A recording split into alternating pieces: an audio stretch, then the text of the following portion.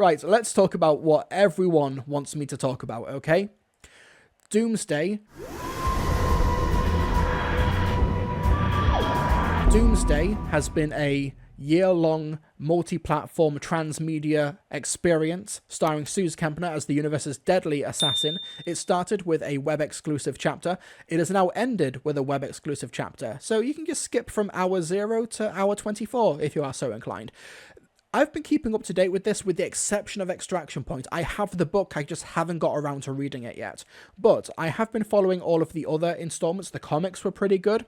I even liked the Lost in Time story. Wrong Place at the Right Time is actually a pretty good political drama for what it is. It is just like static characters with a lot of text dialogue. But I think the most slept upon release is this one, 4 from Doomsday. And it is the most slept on one because it is a BBC audio release, and they never promote their audio releases, so nobody knows that this is a thing.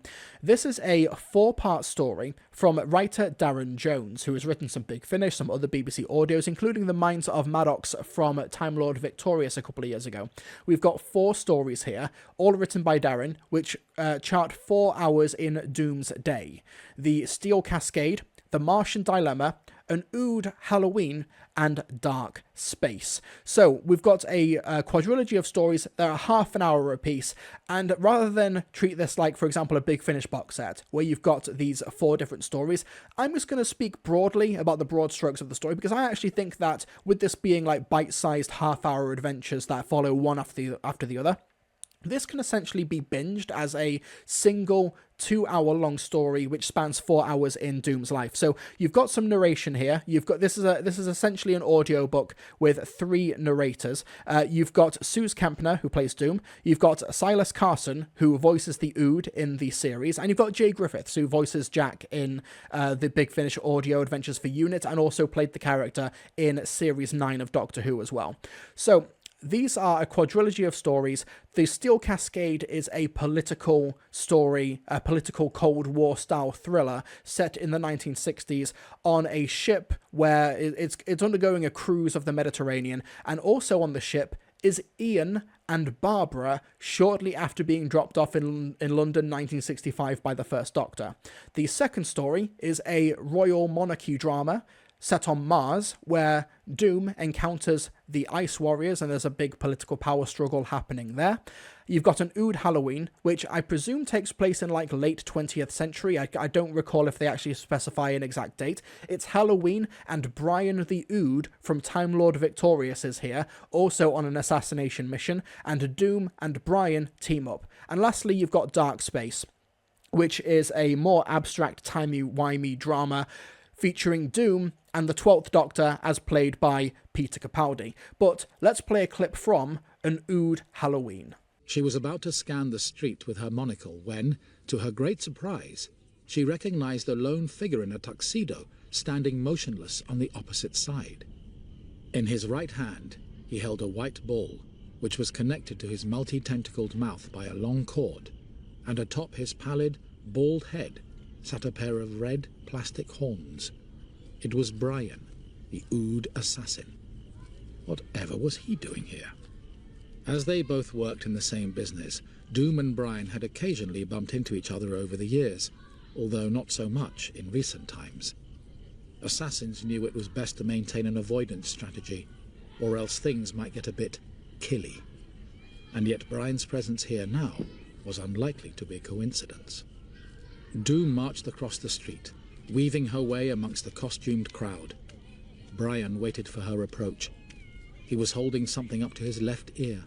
It was a small wind-up radio, its tinny sound playing a local station.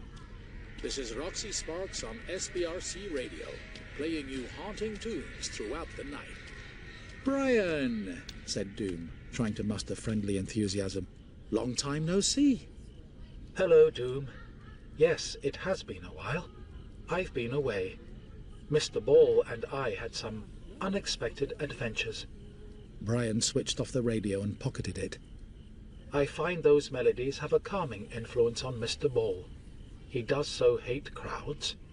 Doom kept a sharp eye on Mr. Ball, the glowing translation sphere that was also Brian's weapon of choice. One touch to the forehead, and your brain would become fried offal. So, out of these 4 stories, the Ood Halloween one is by far the most fun and the most entertaining. What I will say, though, is that 4 from Doomsday is actually just a genuinely good set of stories in the Doctor Who universe that, with the exception of the last one, Dark Space, which features the 12th Doctor, these are like on the fringes of the Doctor Who universe. I think this one, because Darren Jones is a genuinely talented and gifted writer, is able to just be great bite-sized chunks of the Whoniverse in a way that doesn't feel like, these are just like, have a small adventure, get out, which is what Doomsday, the actual narrative, the transmedia experience, is meant to be. This is actually a really good encapsulation of Doomsday generally. There's nothing here that's going to like knock it out of the park. These are must-listen stories, but you know what? 4 from Doomsday was a really entertaining story, primarily because, yes, you've got Silas here voicing the Ood, and you go through the audio thinking, yeah, this kind of sounds familiar. I recognize this voice, and then he voices Brian, or voices an Ood generally again, and you think, yeah, okay, we're back. I have no idea how much I missed Brian the Ood, but I did really miss Brian the Ood.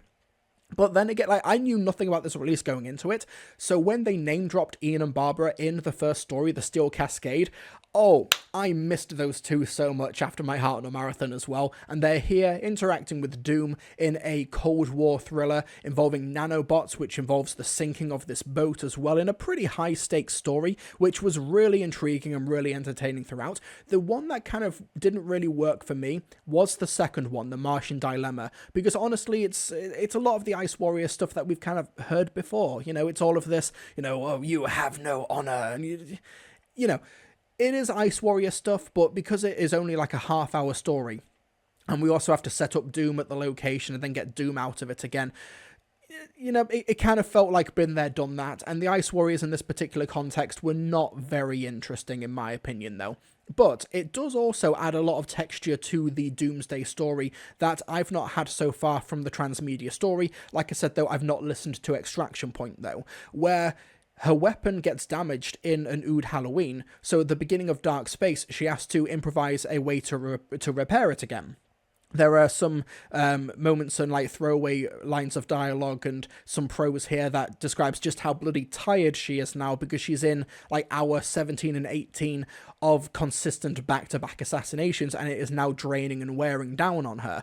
And that stuff is kind of making the most of the 24-hour story for 24 hours format. It makes it feel a lot more textured and tangible and much more interesting. Doom herself as a character, in these stories at least, is not particularly interesting, but I do like the stories, The Steel Cascade and Dark Space, because Suze Kempner is voicing her again. She does so in the Big Finish audio dramas, which I'm going to be covering in the near future as well. It's really, this is actually a really solid release. I did enjoy 4 from Doomsday. The issue is, and I think it was Louis Morehouse in the chat as well, like, how do you keep up to date with these things? Because I only knew about this because this is part of the Doomsday event. BBC Audio do not promote their things. They've released like 4 or 5 BBC Audio Doctor Who dramas this year. They just don't promote them or talk about them or anything. So these kind of go under the radar. And I got this through a Audible credit, because you can either do that or you can spend £14-15 on a CD or double that on a vinyl release. I don't recommend getting 4 from Doomsday on vinyl. No disrespect to vinyl collectors or the release or anything, but it's 4 half-hour audiobooks. It's not really making the most of the vinyl cutting-edge technology, But still, this was a really solid release. It is best to get if you do have like an Audible token, or if you are like a hardcore Doctor Who collector, get the CD release. This is actually really, really good. If you're invested in the Doomsday story, rest assured that this is pretty good. But if not, I recommend maybe giving it a shot. And if you enjoy the format of the story, if you enjoy Doom as a character, and the dark and dry humour that pervades all 4 of these stories as well, particularly Dark Space and an Ood Halloween. Ood Halloween is genuinely so entertaining, where you've got Doom and Brian on Halloween trying to track down an alien who is obviously in disguise because it's Halloween and everybody's hiding. And the Ood, Brian, has got like plastic devil horns on his head, thinking, yeah, that's my Halloween costume. It's really funny. It's really good. Plus, the Doctor Who account had a few flubs in the marketing. Yeah, true. That introductory trailer really did Doomsday like no favors at all, which is a shame because Suze Kempner seems really, really cool, and I think that she is excelling in these stories. Obviously, we're gonna be following Doomsday to its conclusion. Dying Hours has come out from Big Finish and features the Eighth Doctor, the Silence, Jackie Tyler and stuff. And also, somebody in the chat earlier mentioned, "Oh, I can't believe they ended it with a text thing." Well, it started with a bit of prose. So if you just want this as a story with no barrier to entry, with no price tag attached, it's fine. It was always going to end like this. It makes sense. So yeah, we will be covering Dying Hours and Out of Time in the near future, and I will try and read Extraction Point as well, but it's so much easier to sit down while driving or running errands and listen to an audiobook or a Big Finish story rather than sitting down and reading a 7 or 8 hour book. That's a skill issue on my part, and I will fully concede to that. But so far, nothing about this has been super exceptional, but it's been consistently enjoyable throughout, and I've enjoyed the format and I've enjoyed the character so far. And yeah, this was really good. Ood Halloween is the standout, Martian Dilemma, a little bit boring, but the rest, Steel Cascade, it's like a Cold War drama with Ian and bloody Barbara, awesome stuff. The 12th Doctor's a lot of fun in Dark Space as well, and I do like sort of the overarching story of Doomsday, where you've got Doom, who is this assassin for the Lesser Order of Oberon, who is kind of trying to learn to basically give the profession up to be a better person, as death is literally catching up with her. The deaths of all of the people that she's been murdering over the course of her career, all of that weight, that darkness, that shadow is catching up with her now.